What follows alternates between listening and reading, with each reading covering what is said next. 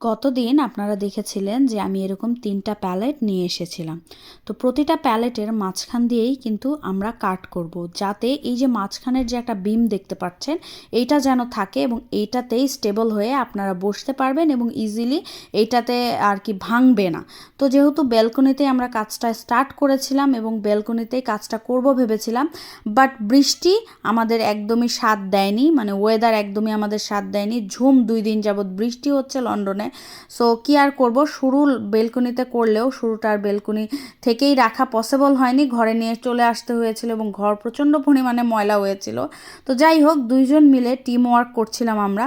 আমার মনে হয় যে কোনো কিছু যদি মেক করতে যান দুইজনার সম্মিলিত প্রচেষ্টা প্রয়োজন ছিল। এই জায়গাতে আপনাদের ভাইয়ের আমি বলবো পরিশ্রম এবং আমার বুদ্ধি, কারণ ডিজাইন যাবতীয় সব কিছু আমি তাকে করে দিয়েছিলাম, সে শুধু আমার সাথে হেল্প করেছিল এবং সে আমাকে শক্তি দিয়ে, তার যথেষ্ট পরিমাণ শক্তি দিয়ে আমার সাথে কাজটাকে করেছিল, কারণ একার পক্ষে আমার এটা মেক করা কোনোভাবেই পসিবল ছিল না, কারণ এটাকে টেনে আনা ইচ অ্যান্ড এভরিথিং সব কিছুতেই তিনি আমাকে হেল্প করেছেন।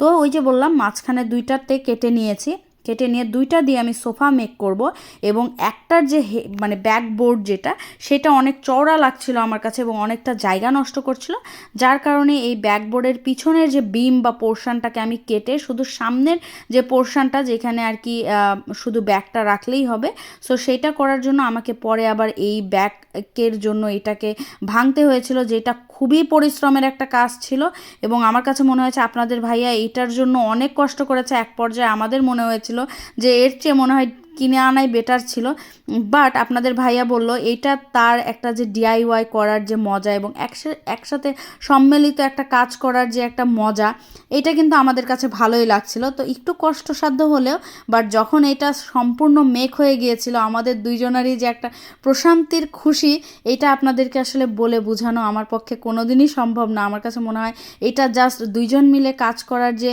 একটা আনন্দ, এটা সেই উপভোগ করতে পারবে যে একসাথে করেছে।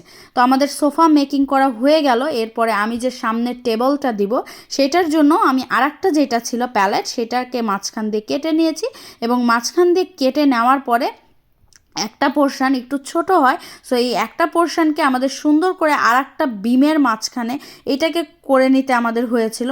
সো এইটা আসলে অনেক একটা বিশাল প্রসেসের ব্যাপার ছিল, বাট বুদ্ধি খাটিয়ে কাজ করে আলহামদুলিল্লাহ আমরা এটাতে সফল হয়েছি।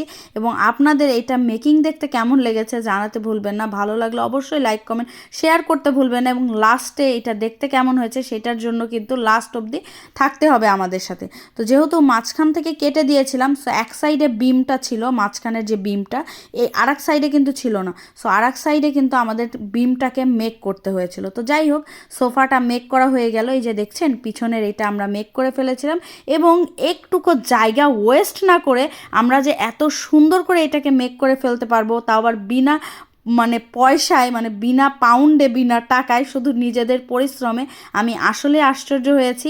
আমি আপনাদের ভাইয়াকে বলবো অসংখ্য অসংখ্য ধন্যবাদ আমার এই পাগলামিগুলো সহ্য করার জন্য এবং এই পাগলামিগুলোকে বাস্তবায়ন করার জন্য। আর আপনাদের ভাইয়ার একটাই কথা, তুমি যেটা বলবে সেটাই ঠিক, আচ্ছা তুমি প্ল্যান করো আমি করে দিচ্ছি। এই যে এই সাপোর্টটার জন্য এই যে এত সুন্দর একটা সেট তৈরি হয়ে গেল। আপনাদের কি মতামত? দেখতে এটা ভালো লাগছে না? আমার মনে হয় একটু পরিশ্রম করে এত সুন্দর করে যখন এটা মেক হয়েছে আমার অনেক ভালো লেগেছে। আপনারা কিন্তু জানাবেন এটাতে কি কালার করলে ভালো লাগে, আপনারা যদি বলেন এবং আপনাদের কালার যদি আমার পছন্দ হয় অবশ্যই অবশ্যই আমি সেই কালারটা করার চেষ্টা করব। আপনারা কিন্তু জানাতে এবং কমেন্ট করতে ভুলবেন না যে আমি কি কালার করলে দেখতে ভালো লাগবে, অবশ্যই কমেন্ট করে জানাবেন। তো আজকের মতো বিদায় নিচ্ছি।